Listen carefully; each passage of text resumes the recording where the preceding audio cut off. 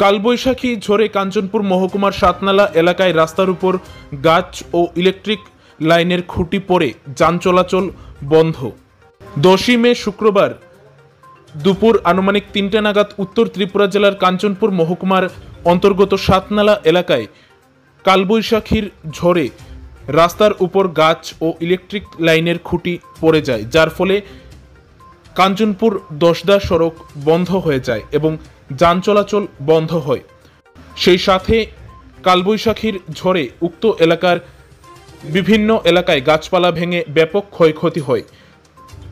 অধিকাংশ জায়গায় বিদ্যুতের তার ছিঁড়ে যায়।